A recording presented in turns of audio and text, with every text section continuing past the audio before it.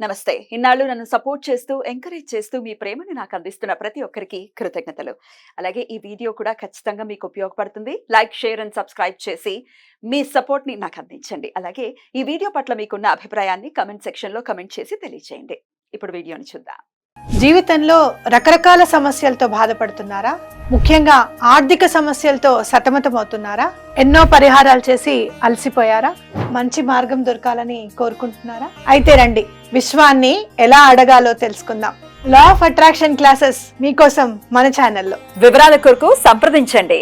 నమస్తే, welcome to our channel. నేను పద్మిని. ప్రస్తుతంతో పాటు ప్రముఖ ఆధ్యాత్మికవేత్త, ప్రముఖ న్యూమరాలజిస్ట్, లక్ష్మీ నరసింహస్వామి ఉపాసకురాలు శ్రీమతి స్రవంతి గారు మనతో పాటు ఉన్నారు. మాట్లాడదాం. నమస్తే అక్క. నమస్తే పద్మిని.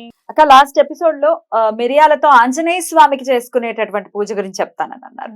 ఎటువంటి సమస్యలను అధిగమించడం కోసం ఆంజనేయుడిని ఇప్పుడు మీరు చెప్పబోయేటటువంటి పూజ చేసుకోవచ్చు. అసలు ఆంజనేయుడిని తలుచుకుంటే, ఆయనకు దండం పెట్టుకుంటే ఎంత ఫాస్ట్ గా తీరిపోతాయి కోరికలు అంటే అవి ఎవరికి వాళ్ళు ఎక్స్పీరియన్స్ చేయాలి అంతే కదా. చెప్తారా అది మీరు చెప్పేది కూడా? తప్పకుండా చెప్తాను పద్మిని. మొన్న చిన్న ఆంజనేయ స్వామి విగ్రహం చూపించి ఇది ఒకళ్ళు ఇచ్చారండి గిఫ్ట్ గా, మా ఇంట్లో పెట్టుకోవచ్చా అని అంటే తప్పకుండా పెట్టుకోండి. ఆయన అనుజ్ఞ ఉంటే తప్పించి స్వామి రారు. అంత చక్కగా. ఆ డౌట్ ఎందుకు వచ్చింది అసలు?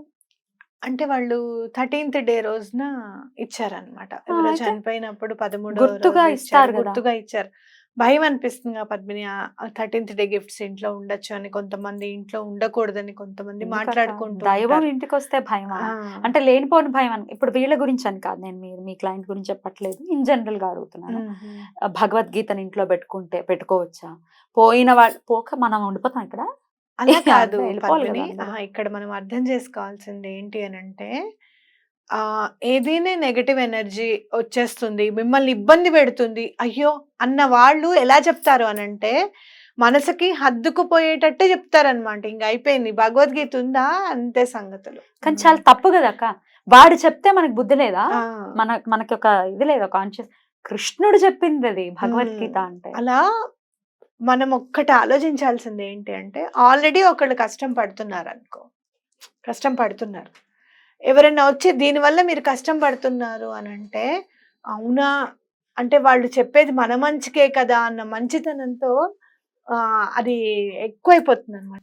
భయం అనిపిస్తుంది. కాదు అసలు ఒప్పుకోకూడదు కదా, అది మార్చుకోవాలి. ఎందుకంటే భగవంతుడి మీద నమ్మకం లేదు అనేది కానీ వాళ్ళ బుద్ధి తెలిసిపోతుంది. ఇంకోటి ఏంటంటే, అవతల వాళ్ళు అలా అంటారు కదా, నేను చెప్తే ఖచ్చితంగా మీరు పెట్టుకోండి. ఆంజనేయ స్వామి ఎటువంటి పరిస్థితుల్లోనూ ఆయన ఉండాలి అనుకుంటేనే మీ ఇంటికి వచ్చినట్టు.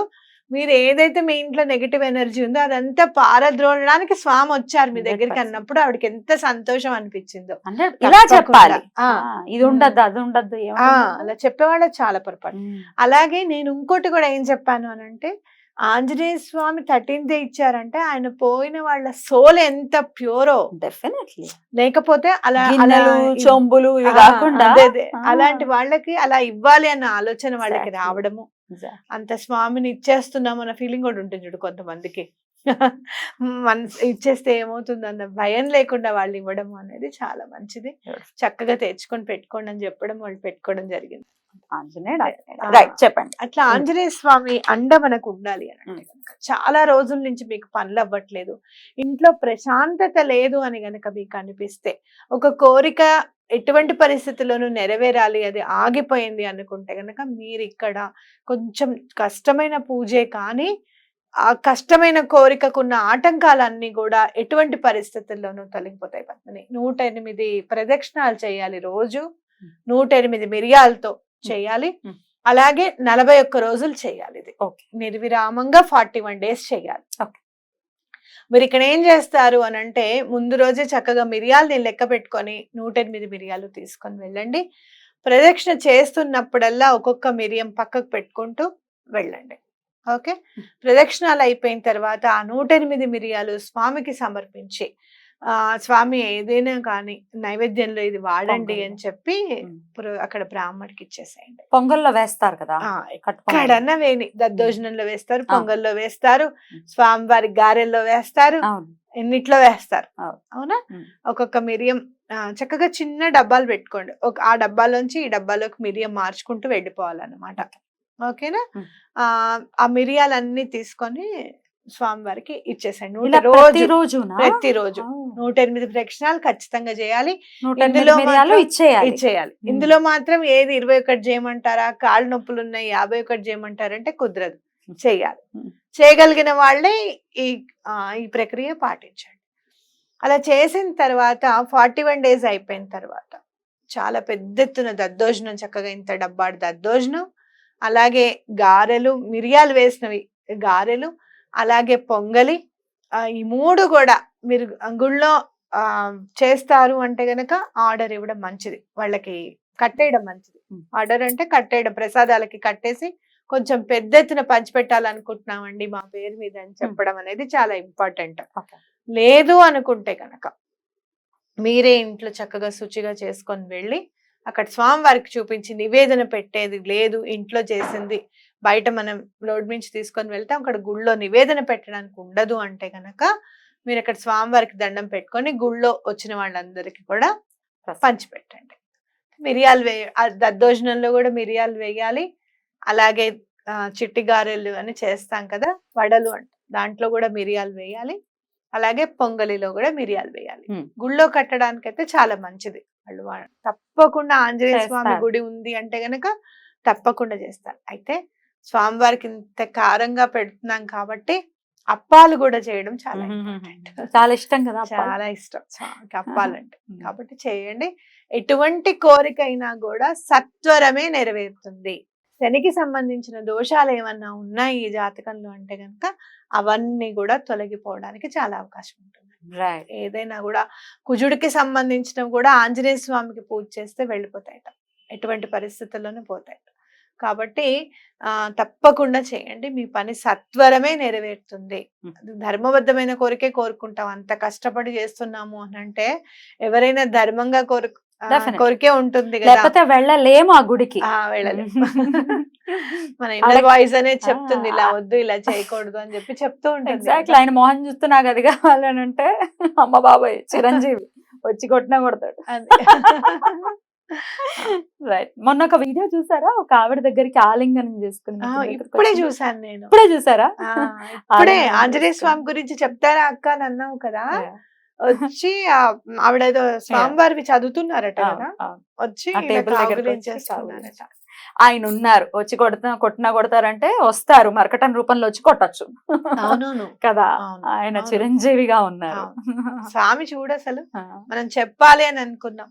నన్ను ఎవరైతే ఈ డౌట్ అడిగారో, అంటే స్వామిని పెట్టుకోవచ్చా అండి అని డౌట్ తోను భయంతో అడిగారో, ఆవిడకి కూడా చెప్తున్నాను నేను, నిర్భయంగా స్వామి మీ దగ్గరికి మిమ్మల్ని ఆశీర్వదించడానికే వచ్చారు.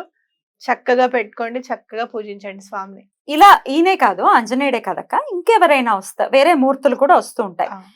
చాలా మటుకు రామచంద్రమూర్తి దర్బార్ని ఇస్తూ ఉంటారు. మొత్తం చాలా బాగుంటుంది అది పెట్టుకోవచ్చా? మన అంటే దేవతా గృహంలో పెట్టుకోవచ్చా, లేకపోతే ఏదైనా లివింగ్ రూమ్ లో పెట్టుకోవచ్చు? చక్కగా పెట్టుకోవచ్చు. చాలా మంది చెప్తారు పట్టాభిషేకము అంత అయిపోయిన తర్వాత కదా పట్టాభిషేకము ముందు పెట్టుకోకండి అని. కానీ నేను చదివేటప్పుడు చాలా చిన్న వయసులో ఈ వాస్తు గురించి వాటి గురించి నేను చదువుతున్నప్పుడు ఫెంగ్ షూయ్ బుక్ లో చదివాను నేను. రామ పట్టాభిషేకం ఫోటో పెట్టుకుంటే మీకు బాగా కలిసి వస్తుంది. వాళ్ళు కూడా పాటిస్తారు కొంతమంది. ఫెంగ్ షూయ్ అంటే వాళ్ళదే కదా వాస్తు, వాళ్ళు కూడా పాటిస్తారు. సో తప్పకుండా రామచంద్రమూర్తిది వచ్చింది ఇంటికి అని అంటే మీ కష్టాన్ని తొలగించడానికే వచ్చింది. అది కూడా ఆర్థిక కష్టాలు ఏమన్నా ఉంటే గనక రామచంద్రమూర్తి స్వరూపం గనక ఇంట్లో ఉంటే ఆర్థిక కష్టం అనేది తొలగిపోతుంది అనేది గుర్తుపెట్టుకోండి. అంతే, ఇంకా తిరుగులేదు అందులో. అద్భుతం అక్క. అయితే ఆడవాళ్ళు ఒకవేళ చేస్తుంటే మధ్యలో అడ్డొస్తే 5 రోజులు వదిలేసి 4 రోజులు వదిలేసి 5వ రోజు నుంచి మొదలెట్టచ్చు. కొంతమందికిట 7వ రోజు నుంచి చేసుకునే అలవాటు ఉంది. అలా అనుకున్నా పర్వాలేదు, ఆపచ్చు. అంటే ఒకవేళ కనపడుతోంది అనుకుంటే కొంతమందికి అట్లా ఉంటుంది కదా, అలా పడకుండా ఇంకా ఆగిన తర్వాత వెళ్ళాలి. రైట్. ఏడు సూతకంలో ఉన్న వాళ్ళు చేయొచ్చా ఇది? లేదు లేదు, చేయకూడదా? ఏడు సూతకంలో తర్వాతే చేసుకోవాలి, తర్వాతే చేయాలి. ఏడు సూతకం అంటే కర్మ చేసిన వాళ్ళకే కదా, మొత్తం ఫ్యామిలీ మెంబర్స్ అందరికి, అంటే మనవాళ్ళు మనవరాళ్ళు ఉంటుంది. కర్మ చేసిన వాళ్ళందరికీ ఏడు సూతకం ఉంటుంది. అంటే కర్మ చేయని వాళ్ళకే ఉండదు, కానీ కర్మ చేసిన వాళ్ళకి మాత్రం ఏడు సూతకం వర్తిస్తుంది. ఇట్లా మామగారు అత్తగారు ఉన్నారనుకో, ఎందుకు చేయడం? ఇన్నాళ్ళు ఆగాం, ఆ సంవత్సరం కూడా దాటిన తర్వాత చేయడం అనేది చేసుకోవచ్చు. చాలా అంటే చాలా ఫాస్ట్ గా అయిపోతుంది. అమేజింగ్, ఇంకా మాటలు లేవు.